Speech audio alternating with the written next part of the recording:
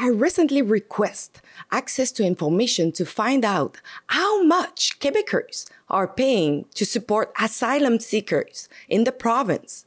Today, I want to go over the numbers and talk about the bigger issue of mass immigration, which has been heavily encouraged by the policies of Justin Trudeau's Liberal government. In the past, Canada's geography, especially our harsh winters, protected us naturally. But in recent years, there has been a big rise in temporary residents, people arriving on tourist or student visas who, once they reach Canada, claim asylum. How did this happen?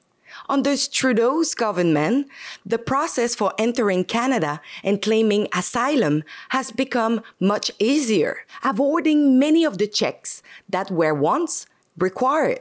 For example, while Trudeau publicly made a deal with the US to change the Safe Third Country Agreement to address concerns about the thousands of illegal immigrants crossing at Roxham Road, behind the scenes, his government quietly waived requirement for hundreds of thousands of visa applicants. They said this was to clear up a backlog in the immigration system, but in reality, it allowed many people to enter Canada more easily, knowing they could take advantage of the system.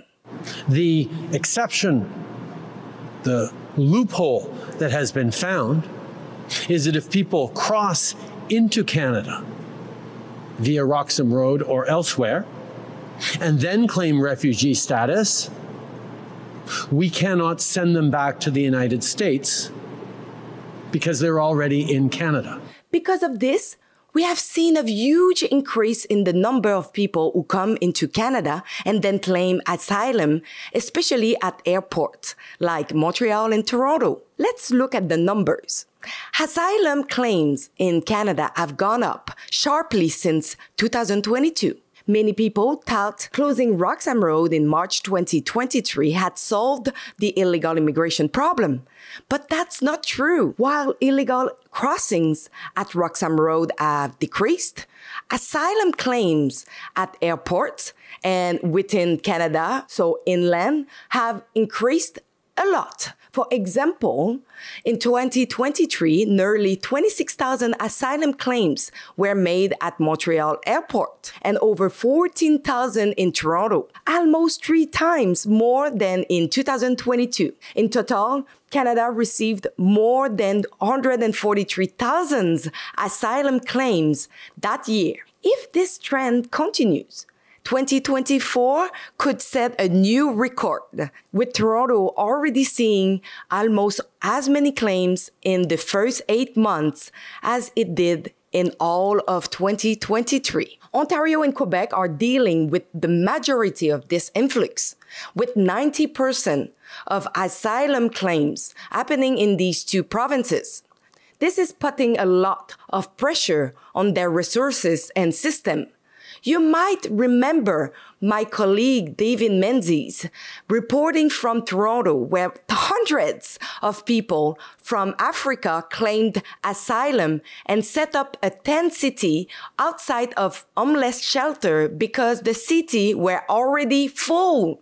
They took over part of the sidewalk until public pressure led to their relocation to a church. Quebec Premier François Legault has been urging Trudeau to move asylum seekers across Canada, asking other provinces to share the responsibility. He has even suggested that the Bloc québécois call for an election to challenge Trudeau on this issue.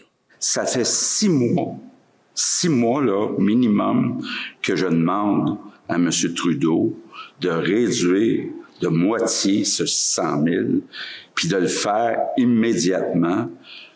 Jusqu'à présent, les seuls gestes qui ont été annoncés par M. Trudeau sont non significatifs. Moi, je demande à M. Saint-Pierre Plamondon, au chef du Parti québécois, d'avoir aujourd'hui du courage et de demander à son camarade du Bloc québécois de reculer, de ne pas appuyer le gouvernement Trudeau la semaine prochaine, puis de défendre les intérêts des Québécois puis de la nation québécoise. Let's say that if they give us exactly all we have asked for before they fall, because if there's a vote tomorrow, they might fall tomorrow, we will look into it and we will be coherent with all what we have said so far. The situation at land crossings has not improved either. Even though Roxham Road has been closed, the problem is still there. People are finding other places to cross illegally, and some wait 2 weeks before claiming asylum to use another loophole in the Safe Third Country Agreement. Human smugglers are taking advantage of this chaos, advertising illegal crossings online for up to $5,000 USD. They promise safe travel without background checks and even promote their services as child-friendly. I spoke with a few of these smugglers, and they were surprisingly easy to find. So what happens when these asylum seekers arrive in Canada? According to government data, they are taken to emergency shelters like hotels or YMCAs, where they receive food, lodging, and access to services, all paid for by taxpayers. Now let's break down the cost. In 2023, Quebec spent almost $577 million of taxpayer money on caring for asylum seekers. This does not include $78 million in administrative costs. Plus, these numbers don't cover other costs, which are handled by different government departments. I also found a major gap in the data. The official number of immigrants admitted to Quebec in 2023 is listed as more than 52,000 people. However, there were 65,235 asylum claims in the province that same year. According to my source, asylum seekers are not counted as immigrants until their claims are approved, meaning the true number of foreign nationals in Quebec is much higher. Another concern is family reunifications with refugees. Many asylum seekers are bringing over their parents, grandparents, and other family members. While this makes sense from a humanitarian point of view, it adds more pressure on social services. Some of these people may not contribute to the economy, yet they still qualify for government pensions and benefits, even though they have not paid into the system like Canadians have. In conclusions, while Trudeau's government claims to have fixed the illegal immigration issue by closing Roxham Road, the reality is that the problems remain and in some cases has gotten worse. Asylum claims keeps increasing, and provinces like Quebec and Ontario are feeling the strain. The long-term economic and social impacts are still unclear, and instead of solving the roots problem, the government is simply moving asylum seekers across the country, which doesn't stop the growing pressure on Canadian system.